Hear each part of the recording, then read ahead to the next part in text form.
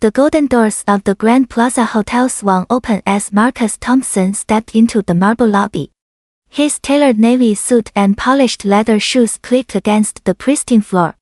Crystal chandeliers cast warm light across the opulent space, where wealthy guests lounged in velvet chairs, sipping champagne and conducting quiet business deals. Dylan Cross, the hotel manager, spotted Marcus immediately. His face twisted with disgust as he marched across the lobby, his cheap cologne trailing behind him like a warning. "Excuse me," Cross barked, his voice cutting through the refined atmosphere. "What do you think you're doing here?" Marcus paused, adjusting his gold watch calmly. "I have business here, sir." "Business?" Cross laughed harshly, drawing stares from nearby guests. "Look around you, boy. This isn't the kind of establishment for your type. The loading dock is around back if you're making a delivery." A hush fell over the lobby.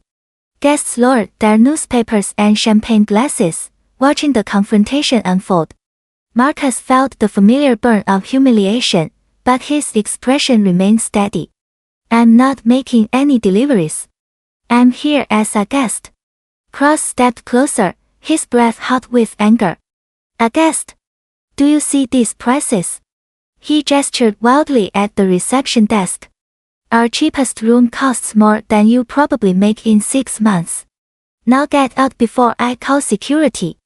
"Actually," Marcus said quietly, "I prefer to speak with the owner about the service here." "The owner?" Cross's laughter echoed off the marble walls. "The owner doesn't waste time with people like you. Jake. Mike." He snapped his fingers at 2 security guards near the elevator. "Escort this gentleman to the street." Since he got lost. The security guards approached reluctantly, their faces showing discomfort with the situation. Other hotel staff members gathered at the edges of the lobby, whispering among themselves and shaking their heads in disapproval. Marcus raised his hand calmly. "There's no need for that. I'll handle this properly." His phone buzzed with an incoming call. "Excuse me, I need to take this." Cross's face reddened with fury. "Don't you dare ignore me. I'm talking to you." Marcus Thompson speaking. Marcus answered his phone professionally, his voice carrying clearly across the silent lobby. "Mr. Thompson," came an excited voice from the speaker, loud enough for everyone to hear. "Congratulations, sir. The final paperwork just went through. You officially own the entire Grand Plaza hotel chain as of 10 minutes ago." The lobby fell dead silent. Cross's mouth opened and closed like a fish gasping for air. Guests leaned forward in their chairs, straining to hear every word. "Excellent, Robert," Marcus replied calmly. "Please prepare the termination papers for the current management staff. I'll be conducting interviews for replacements starting tomorrow." Cross stumbled backward, his face draining of all color. Wait just a minute. This has to be some kind of joke. You can't possibly." Marcus ended his call and turned to face the trembling manager. "Dylan Cross, isn't it?" "Yes, I reviewed your employment file quite thoroughly. Along with every complaint filed against this establishment under your management." "Sir, I didn't know." Cross stammered, sweat beading on his forehead. "You didn't know what, exactly?"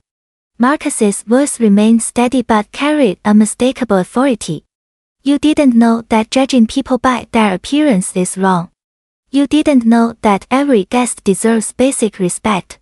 Or you didn't know that your racist behavior has cost this hotel millions in lost revenue and legal settlements."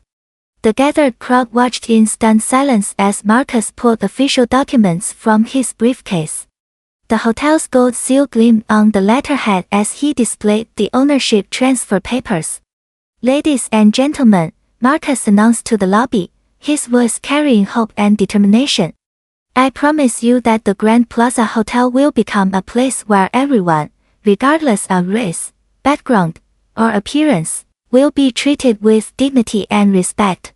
Cross fell to his knees, tears streaming down his face. "Please, Mr. Thompson. I have a family. I'll change. I swear I'll change.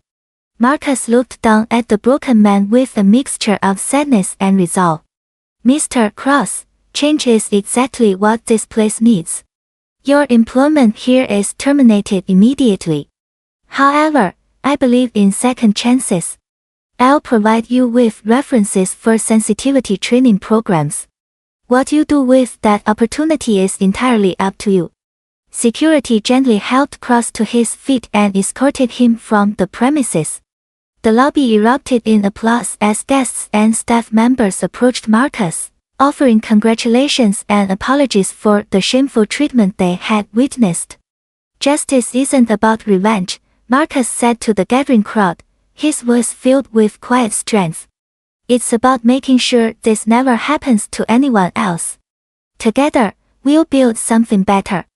As the sun set through the hotel's grand windows, Marcus Thompson stood in his new lobby, surrounded by people of all backgrounds, united in their commitment to create a place where dignity and respect would flourish.